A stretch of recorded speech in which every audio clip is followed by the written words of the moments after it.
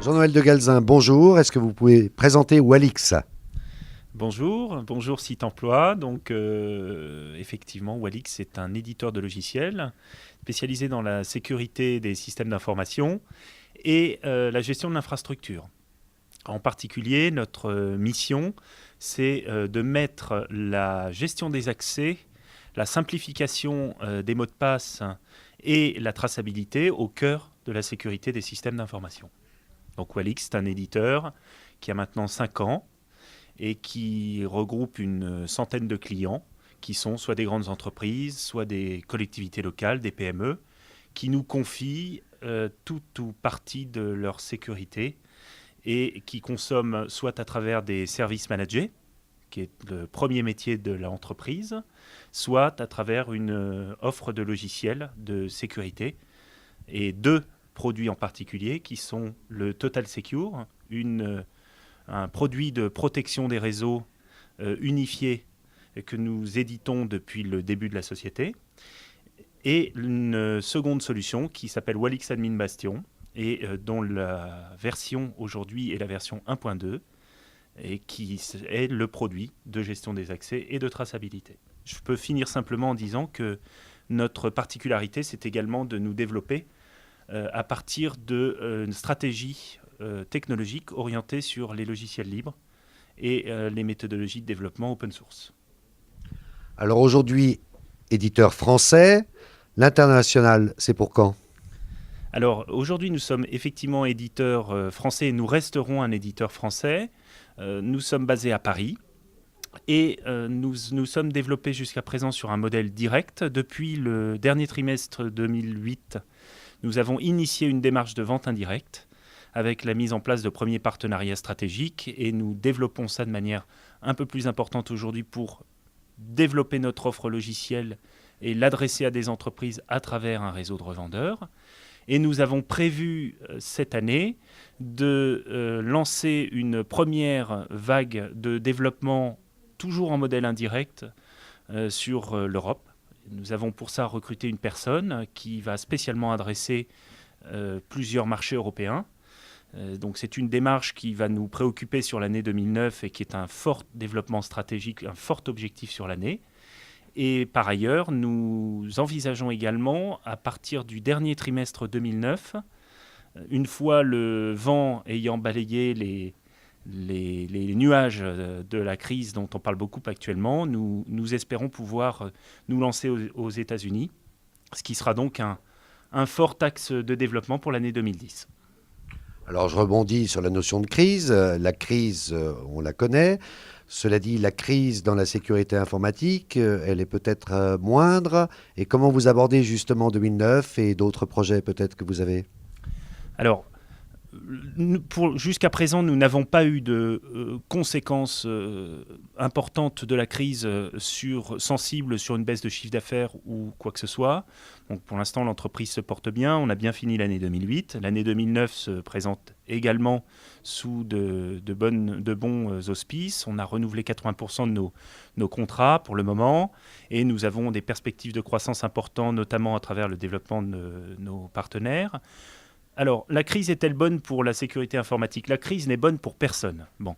Ceci étant, je pense que l'un des moteurs du développement des offres de produits de sécurité, en particulier de contrôle de sécurité, tel que nous la proposons, va jouer un rôle d'accélérateur. Pourquoi?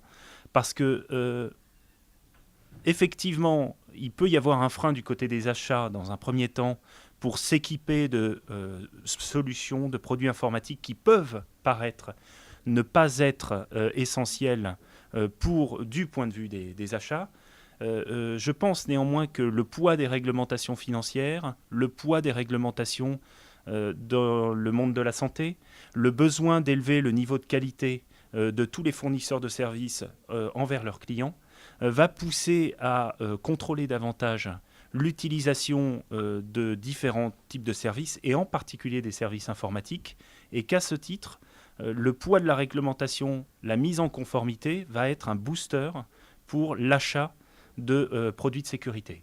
Et pour notre part, nous avons choisi de nous positionner sur des produits qui peuvent permettre à des entreprises de se protéger, de se mettre en conformité par rapport aux grandes réglementations financières, santé, élever la qualité des services que les entreprises, que nos clients vont fournir à leurs propres clients.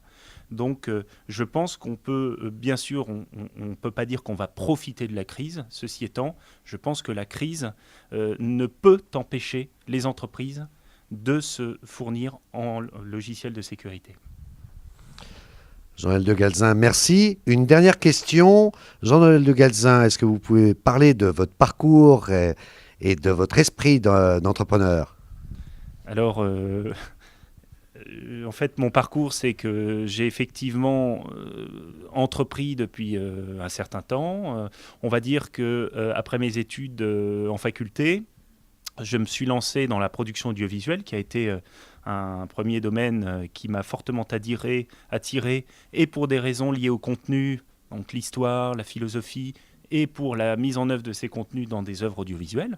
Donc j'ai au départ travaillé dans ce domaine-là pendant 5 ans, et ensuite, avec l'arrivée de multimédia et de l'Internet, j'en suis arrivé à développer ces contenus, à les décliner sur des contenus multimédia. J'étais amené à travailler là-dedans, à monter une première entreprise pour un groupe dans le domaine de la santé, un projet qui s'appelait Cliop, de services en ligne pour les hôpitaux. Et ensuite, plus tard, le virus de l'entreprise, de l'entrepreneuriat m'a repris en 99, puisque de directeur informatique sur un grand projet Internet, j'ai choisi de développer ma propre entreprise, une entreprise de service dans le domaine des logiciels libres, à destination de l'industrie et de mon Internet. Donc cette entreprise s'appelait Aurora Linux. Elle a été revendue au groupe Business et Décisions début 2003. Et fin 2003, j'ai lancé Walix pour passer du monde du service au monde de l'édition de logiciels. Voilà. Qu'est-ce qu'on peut donner comme conseil à d'autres pour générer des vocations et l'esprit d'entrepreneuriat, d'après vous? Je pense qu'il faut, pour développer une entreprise, je crois qu'il faut avoir une bonne idée, mais que ça ne suffit pas. Donc il faut de l'énergie, il faut une forme d'humilité qui est essentielle parce que c'est difficile et qu'il faut savoir faire face à des situations où il est fréquent de devoir se remettre en question de manière permanente. Et ensuite, je crois qu'il faut pousser la chance. Donc il faut savoir prendre des risques, être audacieux et s'assurer derrière. S'assurer derrière, ça veut dire très souvent savoir bien s'entourer, avoir une bonne équipe et travailler en confiance avec cette équipe pour développer un projet. On ne réussit pas tout seul, on réussit en équipe. Par contre, il faut apporter ce plus qui est et l'idée et l'énergie pour en permanence aller vers l'avant. Voilà. Et donc je vous souhaite, Site Emploi, de trouver cette énergie qui, avec la bonne idée que vous avez, vous permettra certainement d'aller très très loin. Jean-Noël de Galzin, merci. Longue vie à Walix et à vos projets. Merci beaucoup à vous.